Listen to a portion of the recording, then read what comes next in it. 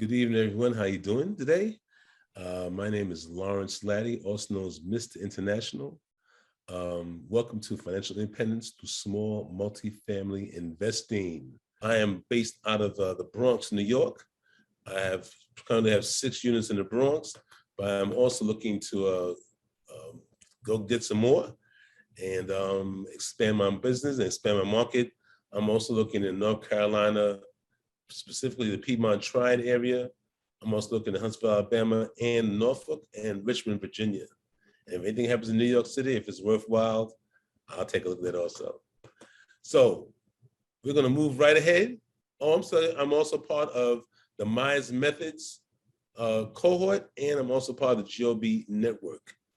And now we're gonna talk to and listen to Mr. Maurice Philogene, right? Maurice is going to come in today. He's going to come in a different way today. This is not going to be about real estate, right? It's going to be about mindset and what is this all for. So Maurice, thank you for coming, taking time out. Yeah. Your holiday schedule. I know you told me yesterday, you're flying out tomorrow, you said? Yeah, I'm leaving tomorrow. Leaving tomorrow to go. Where you going again? Mediterranean, right? Back to Cyprus and Lebanon. There you go. All right. So once again, thank you for taking your time. And thank you for taking the beltway slowly, get back in one piece of the house. And once again, I'm representing Mr. Maurice Philogene. Maurice, go ahead. Well, I appreciate you, Lawrence. Like I said at the beginning of this, man, what you're doing to try and get people together to get us some information is a really powerful thing, bro. So I will always be a part of it to the extent that I can help, and I'll always be a listener to the extent that I can get to the calls. But you are very appreciated. So for those who don't know me, and I think I know just about everybody, but my name is Maurice Philogene. I am a real estate investor, but it is a very small sliver of what I do, where I came from, who I am. I think that's important because I look at what we all do. We're all here connected by real estate to some extent, but we are all trying to find our own version of success or freedom or good life or whatever you want to call it. And real estate, especially for me, since I was 21, has been one hell of a tool for me to achieve that, and can be one hell of a tool for all of us on this call who want to do different things. I think part of the first thing I wanted to do real quick was just acknowledge Tiffany and Sharon, because we are partners together. So those are my partners right there. I have to say hello to them. Lawrence and I had a conversation the other day, and he talked with me about what I was doing now, especially because I had retired from the W-2 this year. I left everything W-2. Laurie, who's on the line, was a police officer with me. She knows that when I became a police officer in 2008, I did it because I wanted to be part of my community. She can vouch for me. But I was always there because I wanted to be, not because I had to be. I was always a senior executive at a global consulting firm called Accenture. I've had them with me since I was 21. Then it was called Anderson Consulting, but it changed to Accenture in 2001. And then this year, I decided to retire, not because I had to, but because it was the right time. And I left the military in late October 2019, not necessarily because I had to, but because I kind of saw the writing on the wall. In all three of those scenarios, doesn't matter. At some point, it's either time to go because you know it, that entity will tell you it's time to go, or age will happen, or something is going to occur. So what a beautiful thing that we have this real estate vehicle that we can rely on to do different things across the world. And I think that's what's a little bit different about my story than other folks, not other folks, but just my story in general. So where I am today, I'm 46 years old. I am fully retired from what is technically the W-2. I don't know what the word retire means anymore. It just means that no one tells me to go to an office anymore. I started a company called Quattro Capital 2 years ago. We've done 21. I have 4 partners who I love very much. We are a family that operates as a company rather than a company who pretends to be a family. We've closed on 21 apartment complexes in 2 years. The last one was 3 days ago, our Evansville portfolio deal, which was 276 units in Evansville, Indiana. for a purchase price of 25 million that we know we're going to get to somewhere above 40 million in 4 to 5 years. So we're doing really well there. And in the last year, we've acquired about $100 million of real estate in under 12 months. So we've done really well. Prior to that, I was always a single family investor. So I heard a couple of you say that you're single family investors. Desmond, I know you're kicking it out in Virginia Beach and Norfolk. I love single family. It gave me my freedom. I found single family when I was 23 years old, bought my first place. It was at the beginning of the boom in 2003.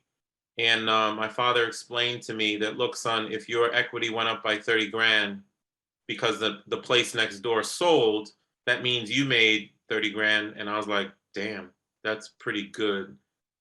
So I went to the library because Google didn't exist back then. I sat in the library for maybe 12 hours and I read a ton of books. And by the end of the year, I had bought 10 to 12 more places.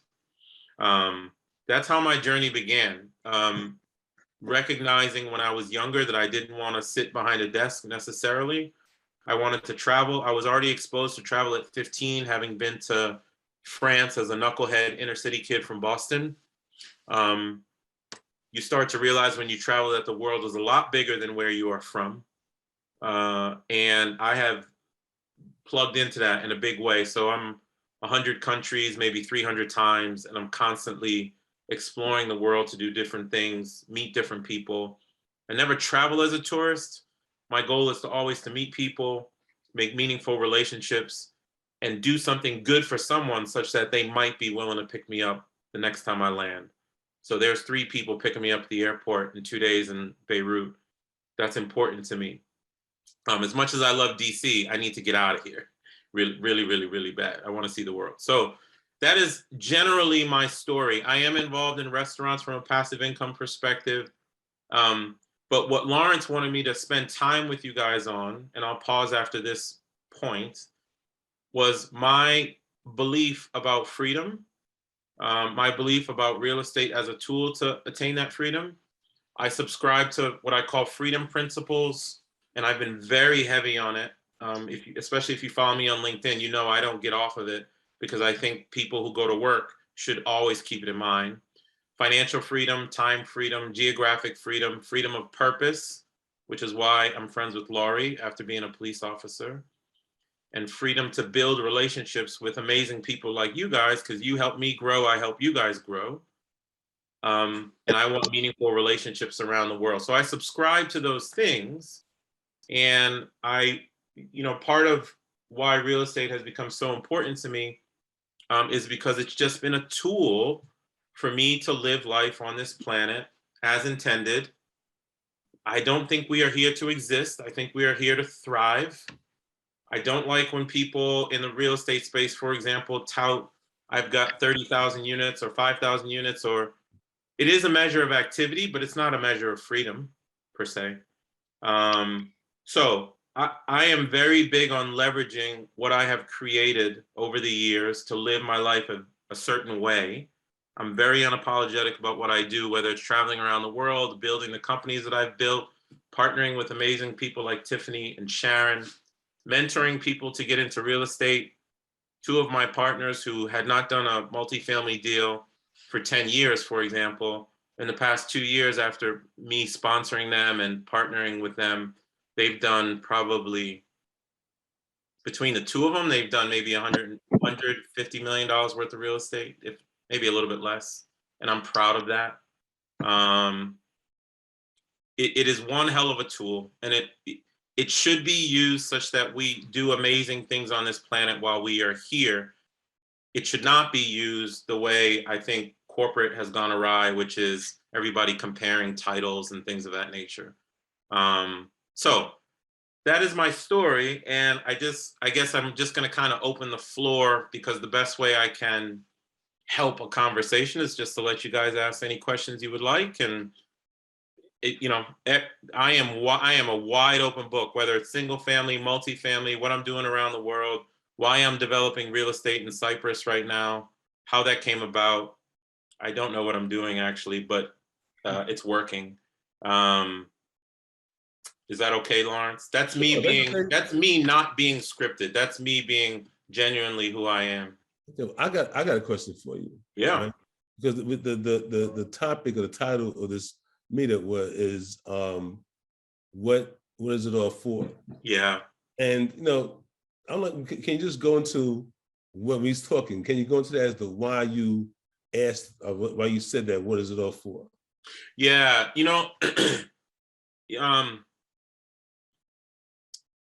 When I tell you guys that I retired this year and left corporate and left the police department and stuff like that, it's fairly early to do that at 46 because in both careers I was doing great.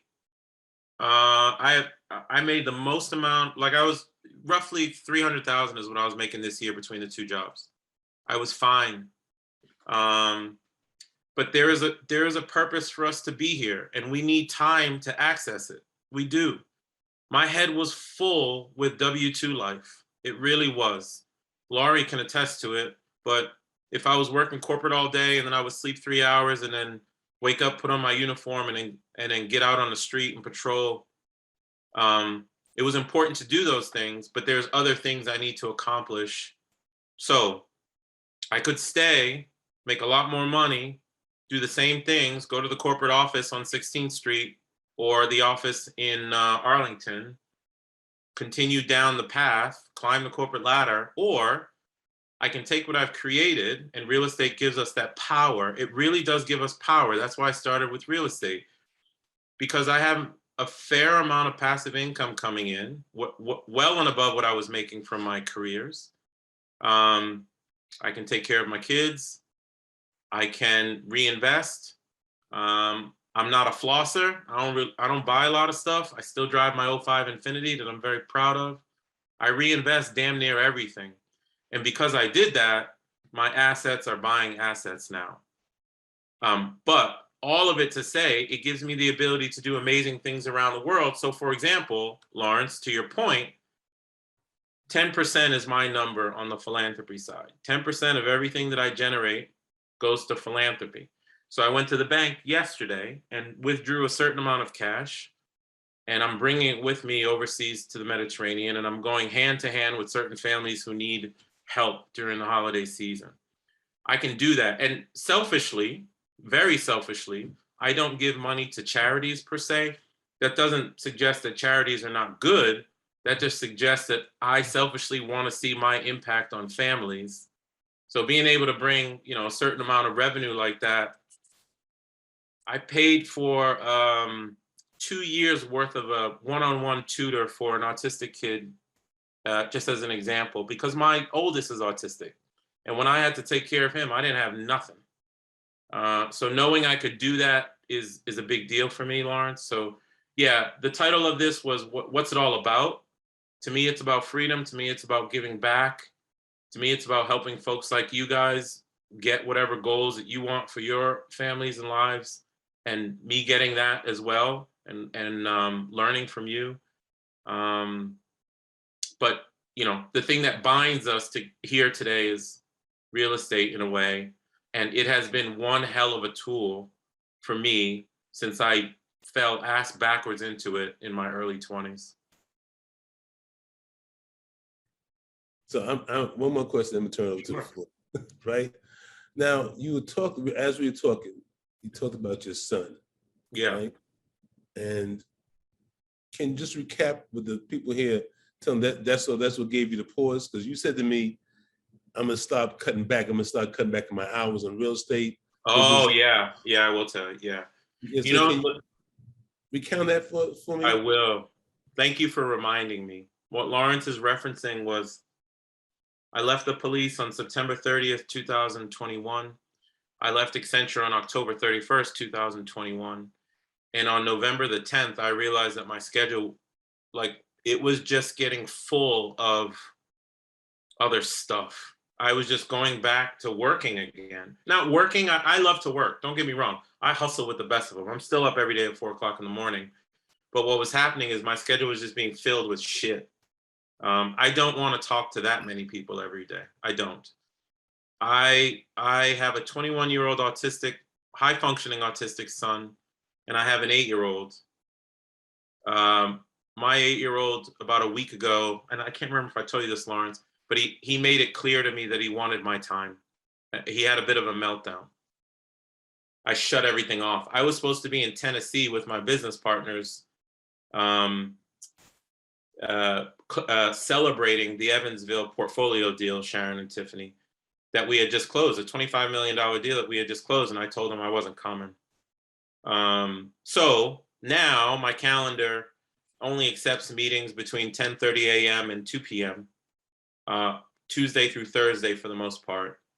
And for example, I'm headed to the Mediterranean now, but as soon as I get back, I'm picking up my 21-year-old and then my 8-year-old, and we are going to the Caribbean together.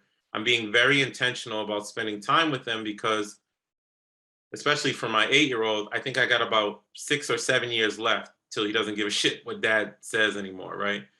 But I want to be a part of it in a big way. So again, like back to the connection point between all of us, what's happening for me is I'm starting to recognize I have more than enough. Like I can still impact people's lives in a meaningful way, but real estate bought me time. I'm 46 and I have all the time in the world to go live as the good Lord intended. And that's what I'm doing now. And I will still hustle and do deals. I will still sponsor people. I will still go to conferences and speak here and there.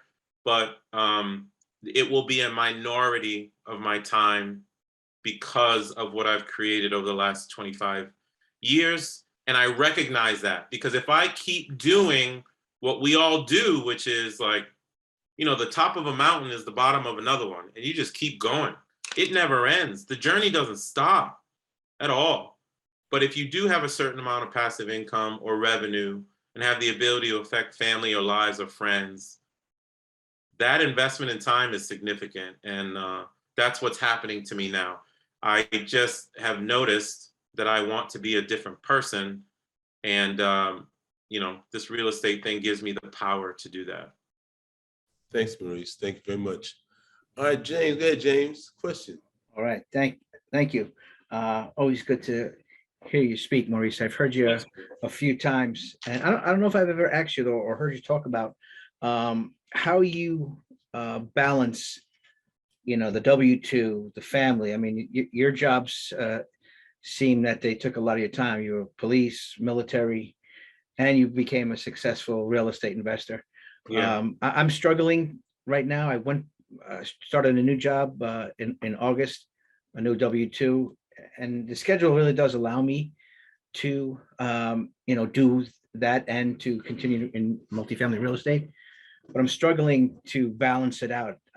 Just wondering how you were able to balance such, you know, careers that required a lot of you and be successful in real estate. Yeah, I don't think there's balance, James. I don't. When I think that I was, what is the word? I think I was obsessed with freedom in a lot of ways. I do. It is not normal. I look back on what I did now, and Laurie knows it, but I look back on what I did now where I was working 9 to 5, and then would get home, do homework with the kids and cook dinner, lie down for an hour, get up, go patrol for 8 hours, 10 hours actually, sleep again for a few hours, get up, go back to corporate. The one tool that helped me was that I am a very disciplined person. I'm really disciplined. So even this morning, I was a little bit tired, but I was still up by 4:30. And I did real estate and entrepreneurial work and ran 3 miles before 8. It was done. So James, you know, like a lot of people won't do it, and maybe it comes from my military days, but, you know, 4 hours in the morning, that's 20 hours a week. If you did it 5 times, that's 960 hours a year. That's 5 weeks. Like, you can create time if you really want. If you do 6 days a week, 4 hours in the morning, that's 7 weeks. Like, I've just always done it. I've been programmed to do it. So that's the first thing. I create time. Second thing is I cut out all the bullshit. I don't know I think this weekend was the first time I sat in my basement and I watched 2 movies in a row in like 7 years or something. I don't really watch a lot of TV. because I just feel like I have other things to do. There is 24 hours in a day. We probably need 6 to 8 to sleep. That leaves you with, 16 hours to crush it, right? And I know it can be a little bit difficult sometimes, man, but I would rather be that focused than, like, I don't know, spend time at the bar with the fellas nowadays. And I need those 3 hours to get certain things done, because you and I have a finite amount of time on this planet. The average person lives to 79. That's 28,000 days. I have 11,200 and change left. I got shit I got to get done. So I guess my point to you is, you will make things happen that you really want. You got to find a way. I worked 3 careers at the same time, between military, police, and Accenture. I just never told nobody. The only people that knew were my immediate family, and they suffered through it too. Don't get me, because I was cranky as shit, and it was tough. It was tough a lot. But it was sure worth it, because now here I am, 46. I have all the time in the world for them for the rest of my life. And it was worth it. So long story short, James, look, find a way, create time, create it, get up, or after the family goes to bed, stay up another 3 hours. Time compounds too. So an hour here, 2 hours there, 5 hours there, compounds just as much as a stock does. You just got to keep plugging at it. I was just very good at it and disciplined at it. When I didn't want to do it, I still did it. You know what I mean? So I just never quit. And now I'm giving myself a break finally after 25 years. Thank you. Can I chime in a little bit, Maurice? Do you mind, Lawrence? Go ahead, Sharon. Go ahead. Yeah, because I'm at that juncture, right? So I have a W-2. I've been in healthcare for 40-something years, but in medicine turn right onto Waffner Drive. For then turn left onto Fenmark 33 Drive. years. And I have a W-2. I went into managed care a few years ago, and I was on a chase, right? I was looking for a magic number in salary, in a certain role. And I came to a realization last year. Turn right onto Axminster Drive. Sorry. And last year I came to the realization that I don't want to be CEO of any plan. I want demographic or geographic freedom, because what happens is you have to keep moving around. Turn right onto Axminster Drive. I just made this last move here to Missouri, and my goal was to get a regional role. And with that, I could stop there and go ahead and start focusing on other things to increase my income or build wealth. So I say all that to say, you kind of have to understand. Turn Sorry right about that. onto Rudder Road. You have to understand what your limit is in that W-2, because you can chase, and that's going to distract you. And so once I figured out that I didn't want to go any higher than where I am right now as a regional vice president, and my salary is decent, I can build wealth with this salary. So nothing is in my way. Like, I'm on a mission to build wealth, and real estate is one of the tools that I'm using. But I found once I cleared that up for myself, I use my time differently, because work was work. I wasn't on a climb. I do my job, 4 o'clock, I turn off my computer and I go on to the next thing.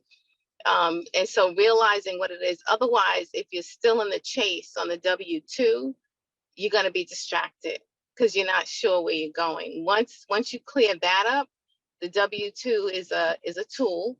And you know, subsequent to that, you can go for everything else. So, you know, I do have a sidetrack where I just did this logistics thing, but it's all geared towards gaining more income to put into real estate. So that has been a crystallizing point for me. And, you know, I took this job and the guy said, well, you could be CEO next. And I was like, I don't want to be CEO next. I'm done. I'm good. I have geographic freedom. I can go back southeast to my kids and my grandkids and live my life there however I want. I have that much freedom with my income. And now my focus is to build wealth. So that was just a crystallizing point for me to say, there's certain things I don't want in the W-2 space. And that helps to clear things up for you, so you know exactly where you're heading in other spaces.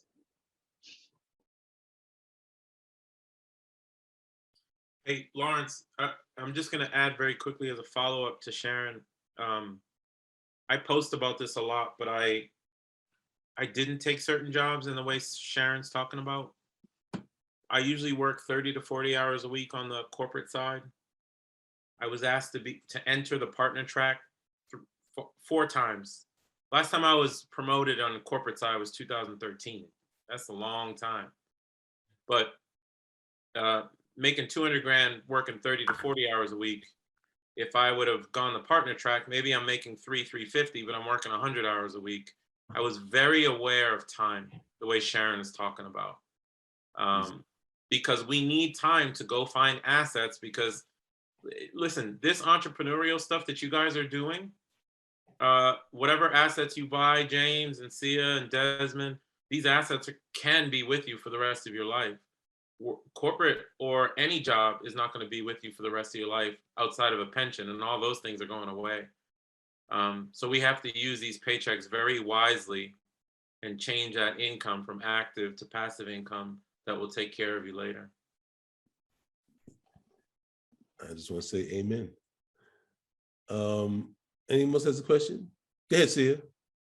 So I would like to talk to you about and get your perspective on partnership, because I know, from what I understand, the 4 partners that you have now, you guys met.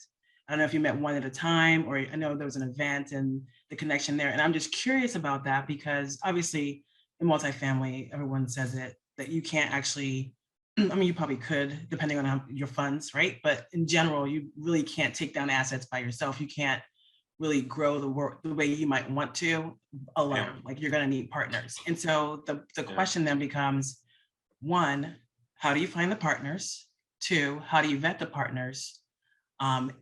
Balancing your desire to grow and the time frame that you have that you want to grow, and the time that it might take to really connect, understand, vet those partners, so that you don't 5-10 years from now have this thing blow up because of the type of partners that you chose, right? Yep. So I'm curious as to your approach with that, given that you were trying to do it in a time that it would take to really learn and know someone, while still trying to grow your business. So I think that's a wonderful question, and I'm really happy you asked it. The first thing is, I didn't care about the money. I genuinely cared about partnering with people who had like-minded values and saw those same values within me, and then had certain level of integrity. I was definitely on calls early in my early in my multifamily career, which started in like 2015, 16, where you could tell it was all money, like squeezing every last cent out of everything. And I didn't want any part of that at all. And I backed out. As far as growing versus, and I'm going to get to those 3 things, finding, vetting. But as far as growing by yourself versus growing with partners, I want to tell you something. I did single family from 2002, 03 to 2015. And I got up to 35 single family homes. I sold a bunch of them, and then I had 18 paid off by 2014. That's a lot, right? So it was like 160, 170 grand of passive coming in.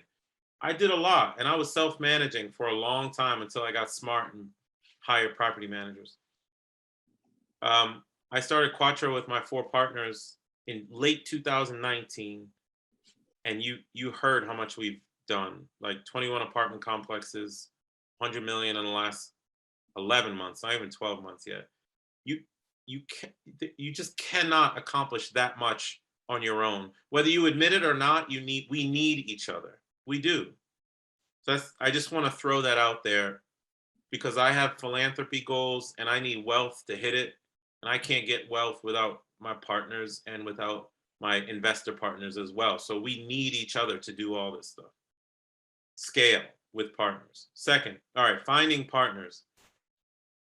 The way that Quattro was formed, in 2018, I was at a real estate conference in Boston, and I saw my now partner, Erin Hudson, on the stage talking about her charity, and I donated $5,000 to her charity. That's how it started.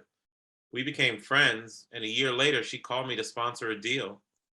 It was her and 2 of my existing partners. I sponsored that deal. in October of 2019. We closed it in January of 2020. It was a 36 unit, $3 million property. What we realized at the end of that transaction was how seamless it was, because it was just 4 of us at the time.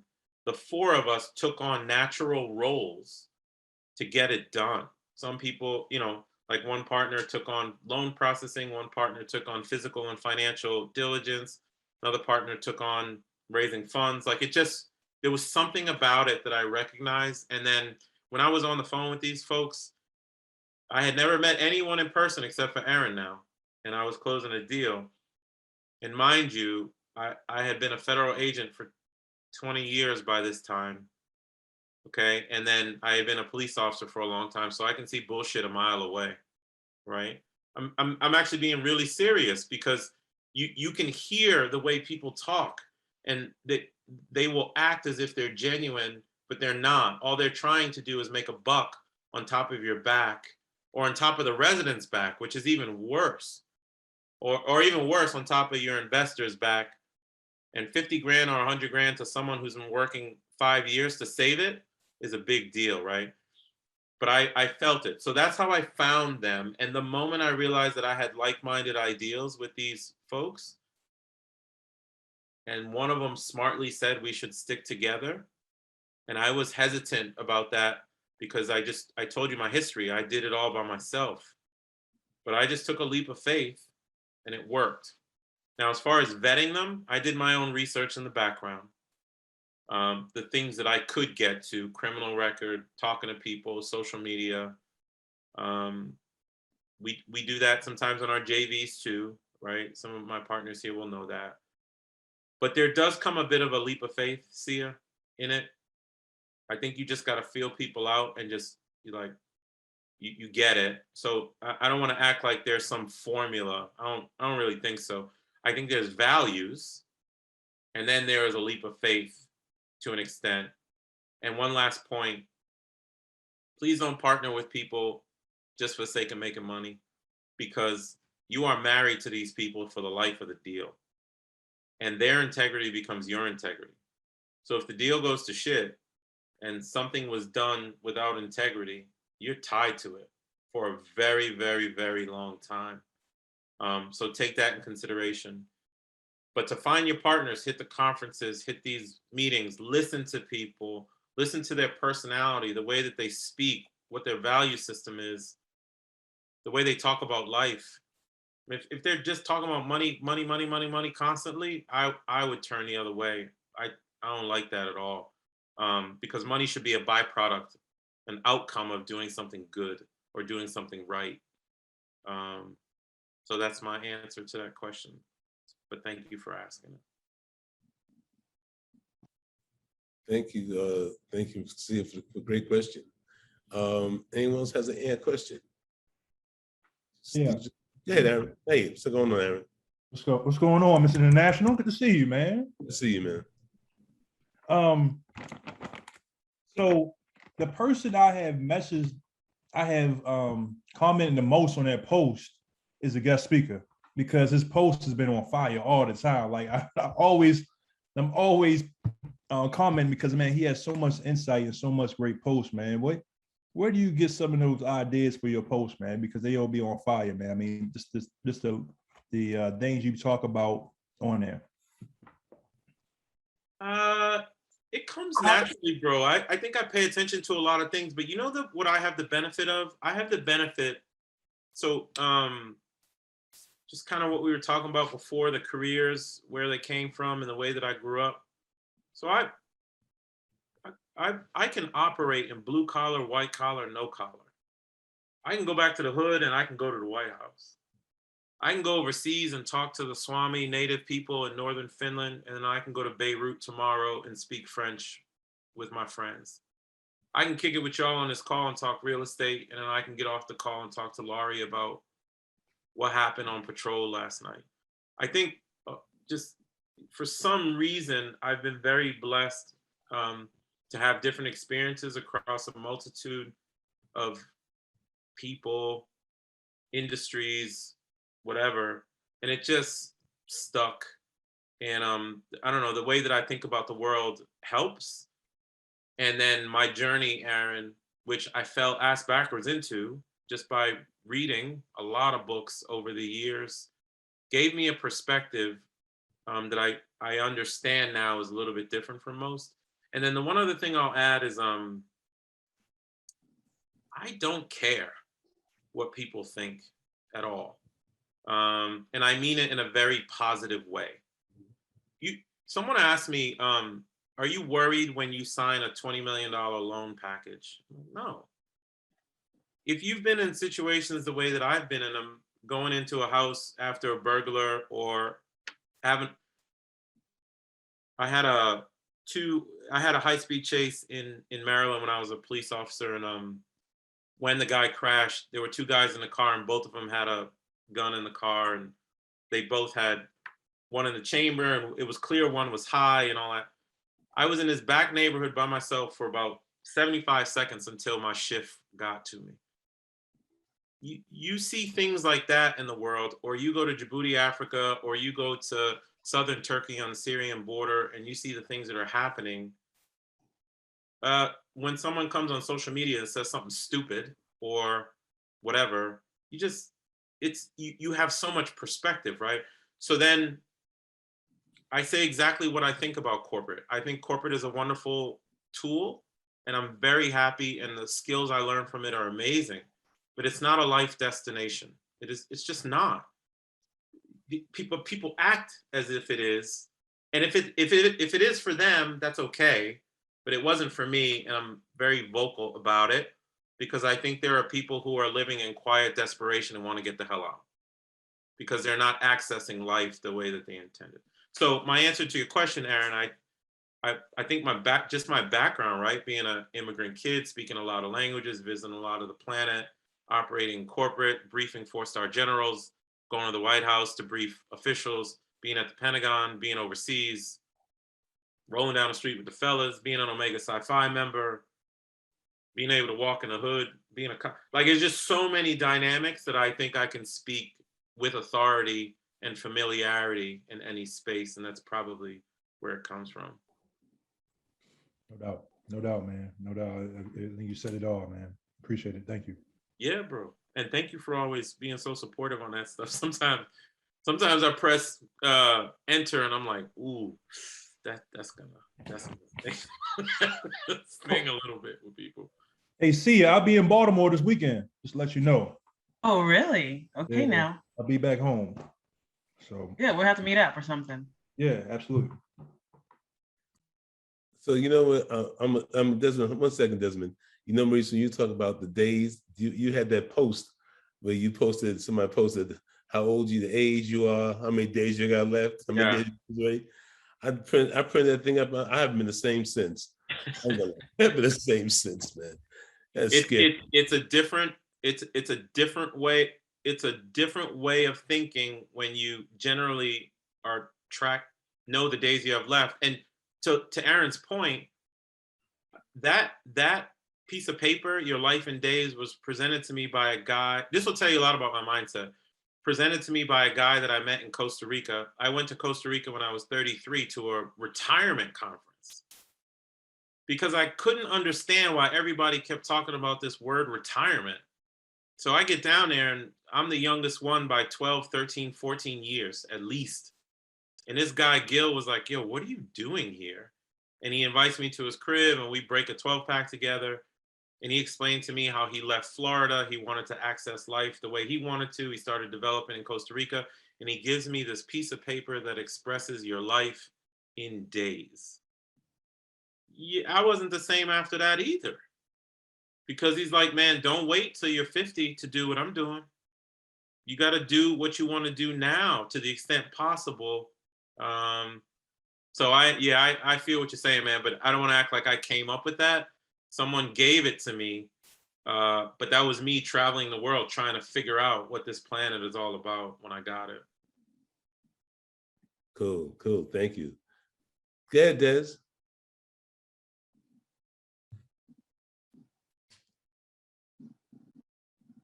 Des, you're on mute, brother, or we can't hear you. I can't hear you. I can't hear you either, Des. Very low, Desmond, very low. Turn the volume up. Can you hear me? Still low, very Good low, low. real low. How about now? Nope. Uh-oh. Type in the chat. Type the question in the chat, man. Okay. All right. Anyone else anybody has a question? Real Bob? estate? I'll go real estate too. Yeah. Well, I mean, hey, if nobody will ask, I'm gonna ask another question. Yeah. Not a real estate question though. By the end of 2022, how many more countries do you want to go to? I get that question. It's not about the number of countries. I'm not interested in seeing all 196 countries on the planet. I'm not. What I'm interested in doing is now more so reinvesting in the relationships that I've made in the places that I've already been. So you know I go to Lebanon a lot. So this is first time I was in Lebanon was November of 2019. This is my 16th time, 17th time, maybe since November of 2019. So but I do a lot of philanthropy work there now, right? So I have relationships there. I have people inviting me to their homes for Christmas and for New Year's. I'll be in the Lebanese mountains for Christmas. That's what I want, man. Like I want to impact people or be part of people's lives and learn from them. Whether it's Lebanon or Lebanon, Pennsylvania, I don't care. Life is about people. And I talked about those freedom principles, right? The last one is relationships. None of us can grow without each other. None of us. You can't grow on your own. There's only so much you can get from a book. To execute anything in a book, you need people.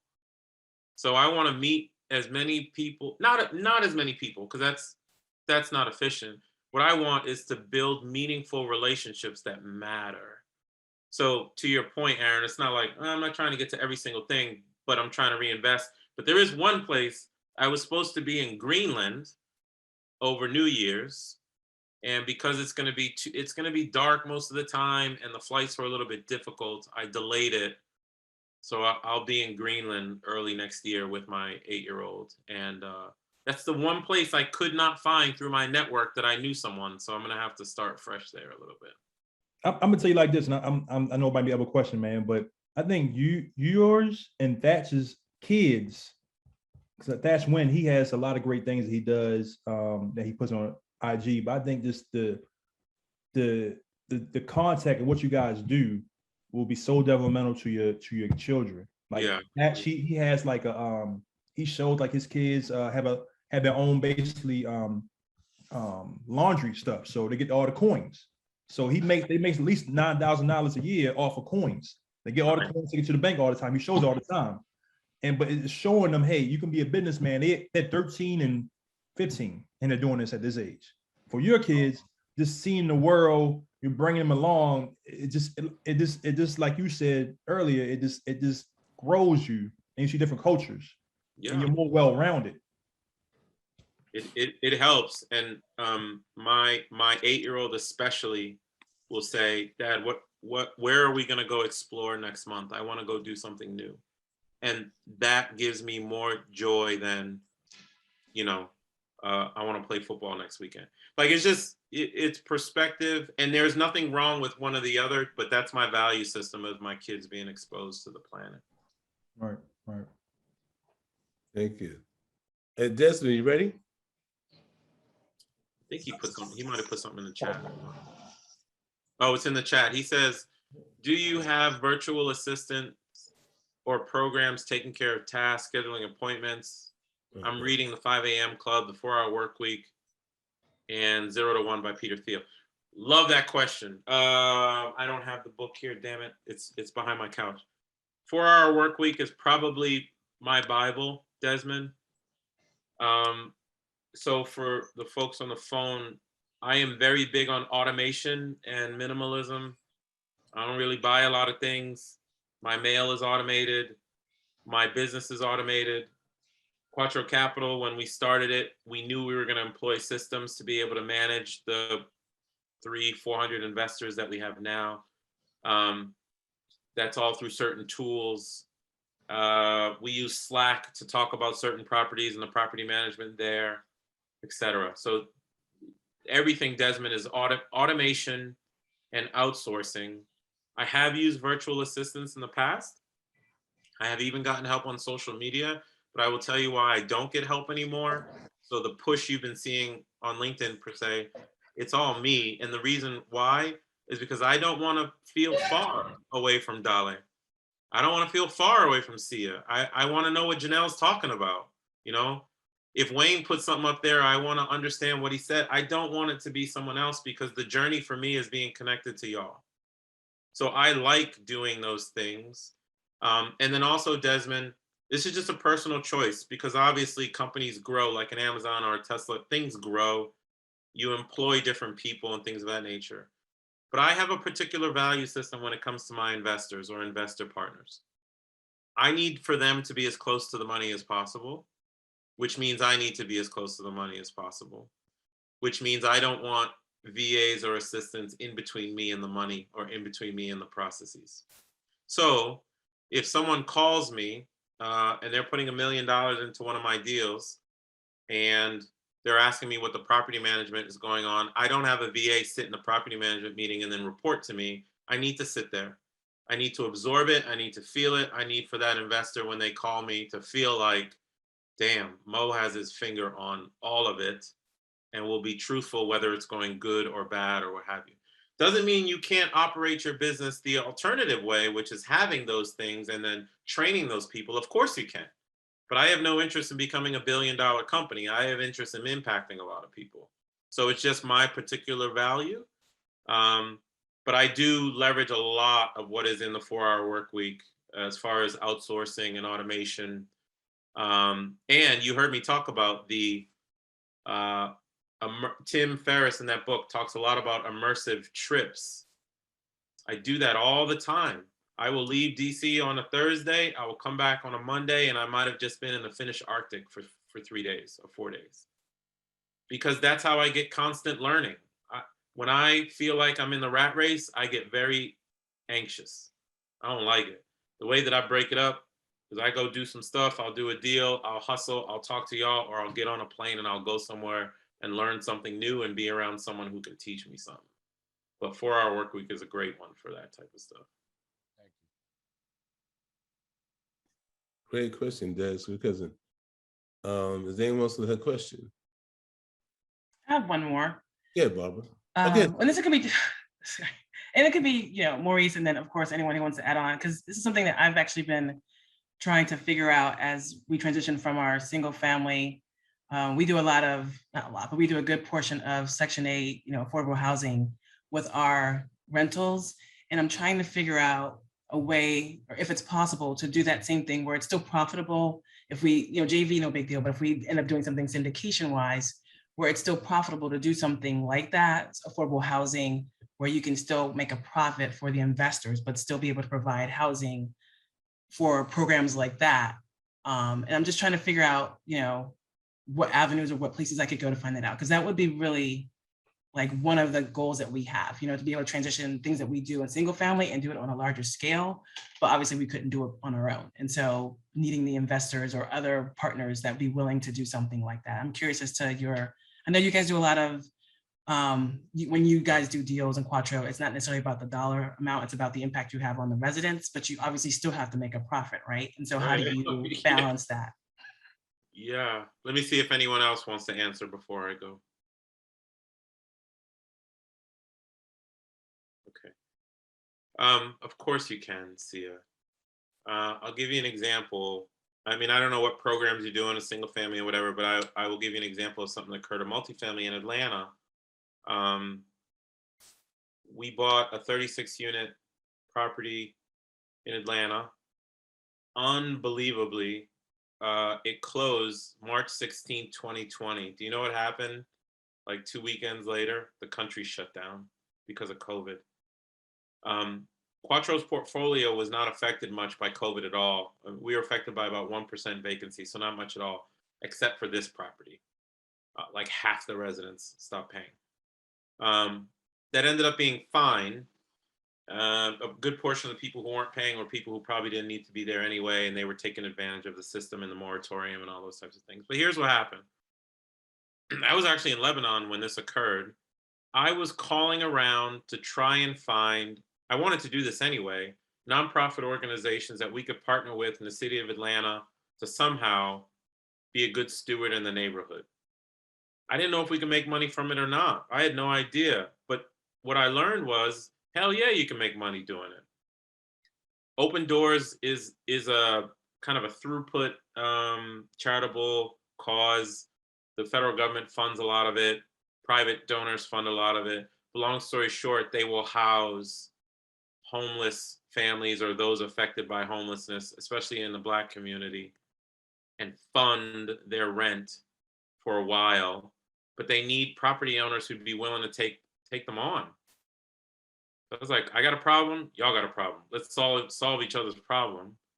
But I had the wherewithal to make those phone calls, and I had the blessing of my partners to do it. We knew we'd only be able to raise the rent a certain amount. The calculations on what those rents were going to be were more than enough that the investors were going to be satisfied. More than enough. We would have made more money in the open market, but isn't it even better to house, 1/3 of the complex with homeless people affected by homelessness and give them a shot at life? Like, I feel the return on that property when we sold it was 35 to 38%, depending on what's going on with expenses. If I would have took those 15 units to open market, maybe the return goes up to 42%. Who cares, right? So of course you can make money. I think the bottom line is, yeah, you are responsible to your investors. That's the number one thing. But if you can find a way to be impactful to community by working with a program somewhere, all the better for it, and you're doing good stuff and you build a good reputation. Quattro now has a good reputation with the housing office at the mayor's, or housing coordinator at the mayor's office, because I talked with them several times. And, stuff is out there, so you just have to find it. All right, Barbara, go ahead, Barbara. Yeah, I had a question. Do you, I'm sorry, I'm a little bit late. Oh, of course not. But do you happen to have anything in Austin? I spoke to a person in Austin who said that he is military. He was military. He's disabled vet, but he's in Austin and he's homeless. And I just wondered, I said, I'm going to look around. If I find anything at all, I will let you know. I mean, he's amazing to me. He actually does. He must sleep in his car because he does work. He works doing I guess Grubhub or something like that, So He's living in the car.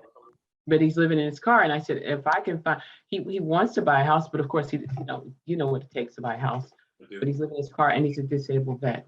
I don't know why he wouldn't be able to still, just because he's probably got a disability check. So I don't know why he wouldn't, but maybe his credit. I don't know. But anyway, I haven't had a chance to reach back out to him, but I would love to be able to see. He says it's a really large homeless community in Austin, Texas. But I told him that my nephew's in the court system. He's a court reporter in Houston, in Austin. Mm-hmm. So I'm going to reach out to him. But I just wondered if you, just hearing what you're saying, if you know of anything in Austin. I don't. I am invested in Texas, but not in that area. The only thing I could come off the top of my head is he should look into HUD-VASH. So HUD and then VASH, VASH, the Veterans Assistance something housing, I can't remember. If he can get into HUD-VASH, they'll get him connected to a property, especially if he's in good standing with the VA. We tried to get HUD-VASH folks into this particular property. It just so happens that Open Doors program had 15 families ready on day one. So we took them all. Okay, that's good. It's a good lead. Maybe I can check into it for him. Yeah.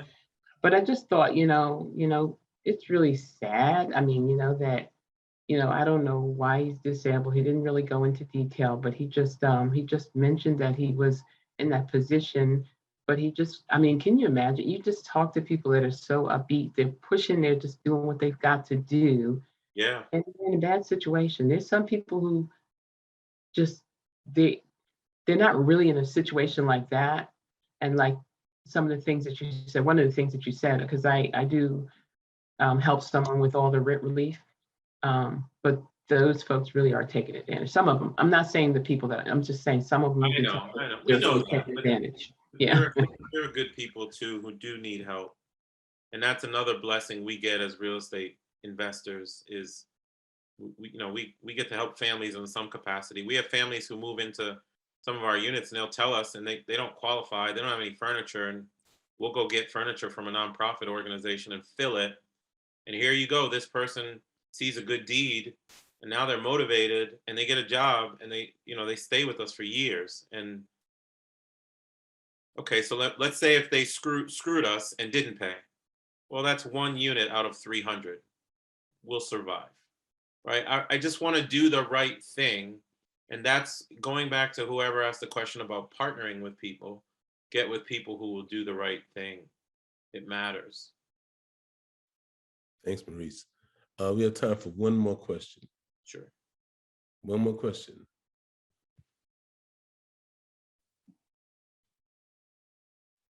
Can you get a replay? Can I ask the question if I can get a replay since I'm sorry I missed part of this? Surely you can. That's the question.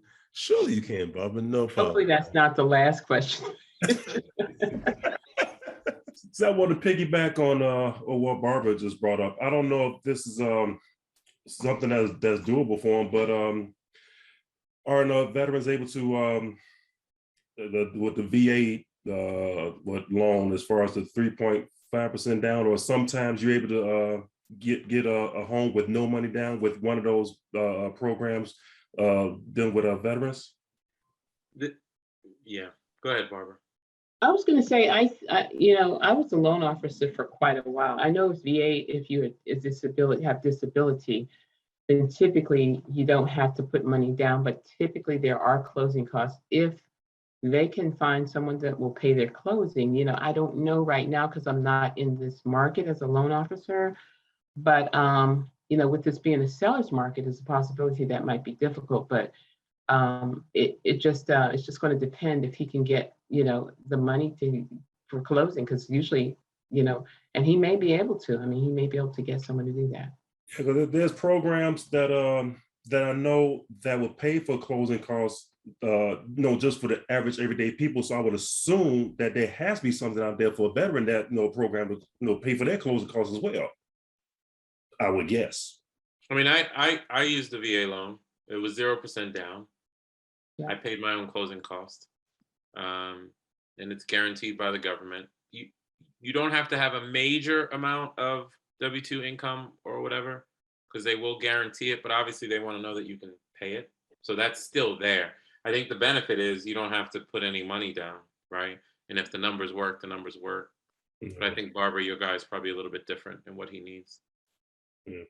Yeah, I don't know exactly what his pain point is right now. I'm going to reach back out to him. I wanted to see what was going on in Austin. I hear Austin's a really nice place, but I guess you can't have both sides of any place. But yeah. But I feel like it's just he's working hard and as a homeless person, and like I've got to reach back out to him. But I wanted to get information before I did. I know for myself, we got to be VA loan. We wound up we wound up getting a check back because there were a few things that needed repairs, and the people were like, can we just write you a check on the side? And so they were like, I was like, of course, who's going to turn that down? And they wound up writing us like a $2,000 check. So we didn't have any money down, and then we didn't wind up paying closing costs. That's quite a while ago. This market may be different. Like I said, it's a seller's market at that time. It was more of a buyer's market. So I'm not familiar enough if anybody is with the, lending. It's probably very easy to find out. I still have all my information, but it would be nice if I could help him. It's my heart goes out to people like that. Thank you, Barbara, for the question. And thank you, Wayne, for the input. Before we go, I'd like to take everybody turn their cameras on, please. Put your best smile forward, right? Everybody turn your cameras on. Will, Lori, there you go. There's my girl. Matthew, Mark, Caesar, if you're not busy, there you go, man. Thank you, Matthew. Appreciate it. You're off again. Omar, if you're there, Omar, come on. Smile on Omar. Mark, if you can. Okay, Omar must be doing his master craft. Oh, there he is. I thought he was Hey, master craftsman. Okay. Yeah, hey. I'm on it. Right. Everybody put How a you smile doing, on your brother? face. Put your best smile forward. Merry Christmas. One more time again. Merry Christmas. Thank you. So once again, I'd like to thank Maurice for taking time out tonight and to come not to talk about real estate. Because you know, I'm a firm believer in this. It's not always about real estate. It's not about business, right? It's about giving. It's also about giving of yourself and also giving and helping yourself too, right? Improving yourself. And I'm thanking Maurice because you helped me improve. You helped me improve me a lot. You know, with your post and just talking to you, helped me improve. You improved me a lot. I appreciate you, brother. Appreciate you too, Maurice. Now the question is, will you be able to stay a little bit longer? We're gonna do a break. Yeah, I can stick around for a little bit. And can I just give one parting shot before everybody goes? Sure, go ahead. Listen, you know, I was writing notes when everybody was kind of saying what they were doing and stuff, and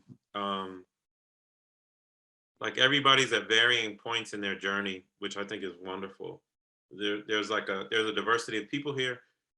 I would just encourage all of you to, if you haven't thought about it in a while, like what is it for? Like what is the goal of all this stuff? I think we get lost in it a lot, in the same manner that we go to work and then we start going after titles because we want the bigger paycheck, and that check comes, and as soon as you get it, now you want the next biggest paycheck, and that comes and you want the next biggest one, and holy shit, I'm 65, you know, or I'm 78, or it's not even the age, it's you haven't done other things that you wanted to do the entire journey. That's more realistic in the statement. So even on this entrepreneurial real estate journey, what is it you're trying to do with it? Because I got partners right now who invested in 5 condos, paid them off, and they never invested in a dime again, and they're off living the good life because $6,000 a month was enough. There, you know what? I don't think there will ever be enough for me per se, because my goals will always shift. But what's important has started to shift. And real estate is a wonderful tool for that. So that's why I was excited when Lawrence asked me to talk a little bit, because I tend to spend more time on those types of topics nowadays than, you know, what's the diligence process on the 300 unit. But I'll still do that too, because it's a wonderful tool and it's a wonderful asset class that we can get into. But I just wanted to remind you guys that all this stuff is for a purpose. I hope you use it for that reason. Well, once again, Maurice, I want to say thank you again. Sure. And thank you for coming on.